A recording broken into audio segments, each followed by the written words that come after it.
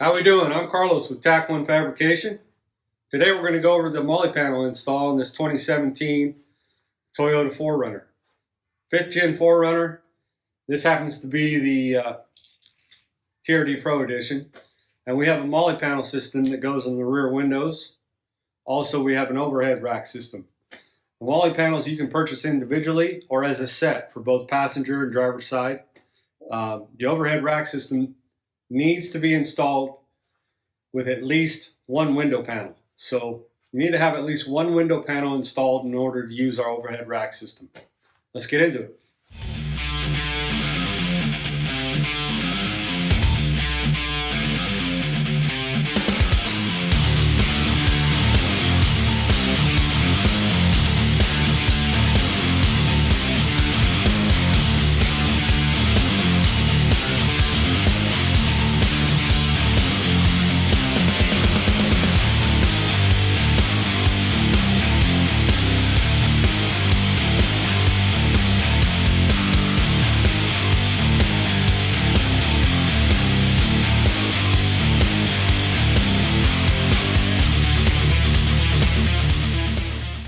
Okay, before we start our MOLLE panel install, we're going to do a quick parts inventory. We're going to start here on the right. This is going to be this here is your upper bracket, and if you ordered your MOLLE panels powder coated, the carriage bolts are going to be pre-installed. For the upper bracket, you're going to use the 1/4 by 1 inch carriage bolts. They're going to have 4 1/4 inch flat washers, 4 1/4 inch nylock nuts, and then on the metric side, you're going to have this 1 inch spacer, a 3/4 inch spacer, and then you're going to have an M6 by 2 inch metric bolt. This is going to replace factory hardware.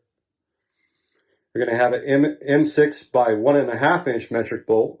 Again, this is going to replace factory hardware.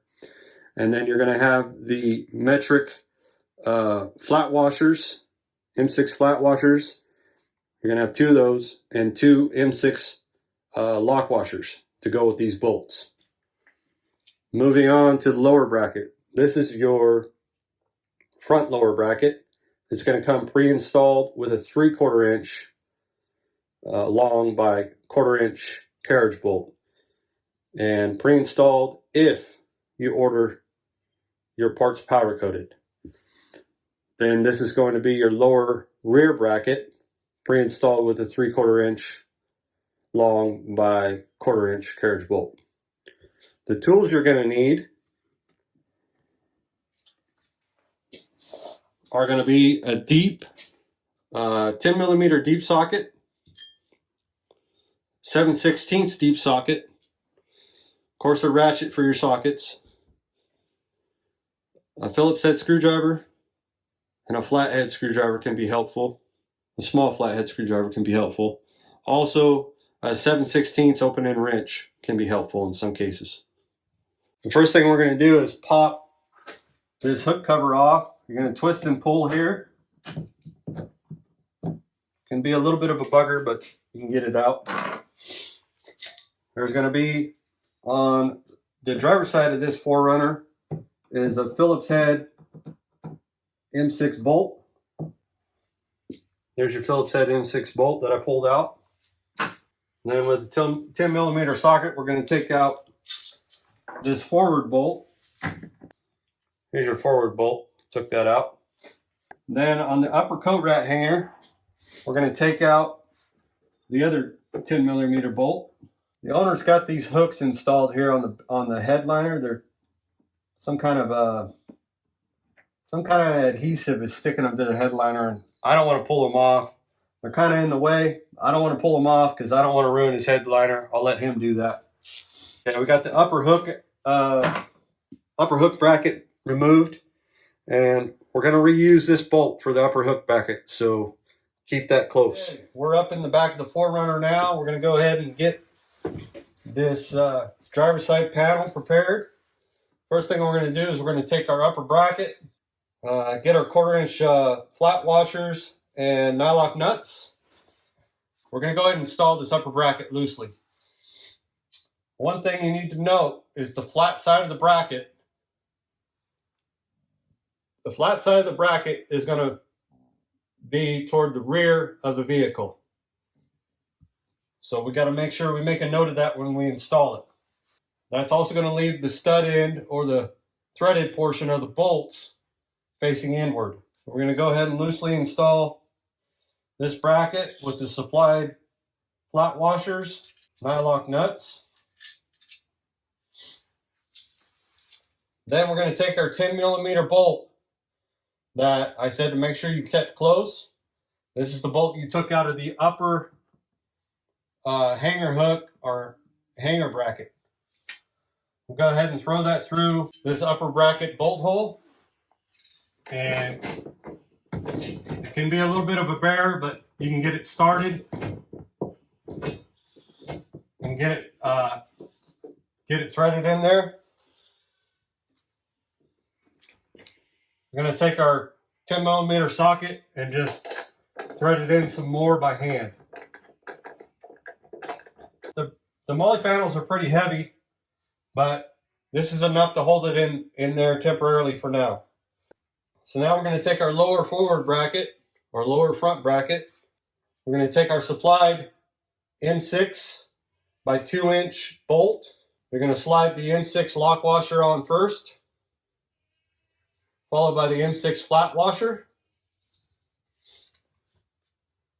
You're going to slide it through the bracket, the lower bracket hole.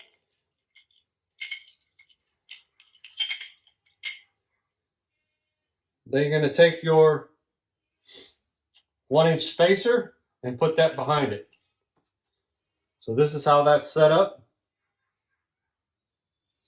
Go ahead and get that started in this lower mount location. As you're threading it in, you want to make sure you rotate the bracket to where it's vertical. I'll take my 10mm socket and continue threading it in there some more.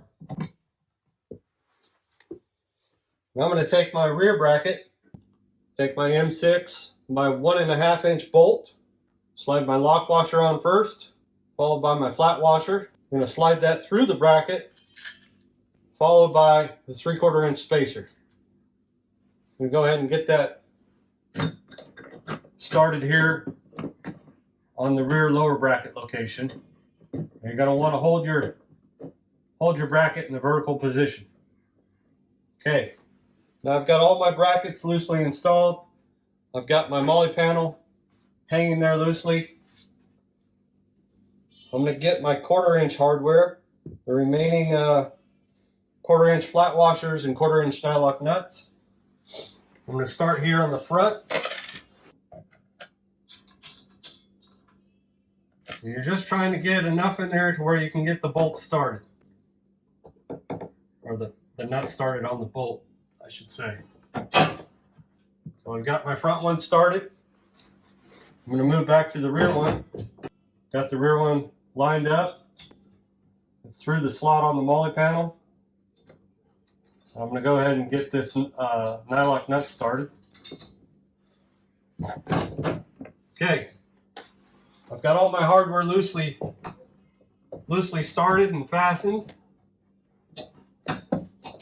What I'm going to do now, I'm going to take this hardware, I'm going to take this panel, and since everything's just loose, I can make some adjustments.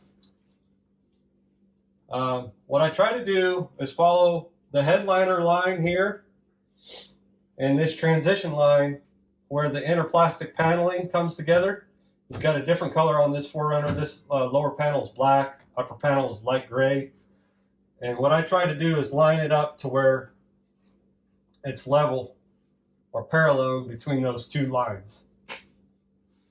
After that, if this is all I'm doing, if I'm not installing the overhead rack option, I can go ahead and tighten everything up.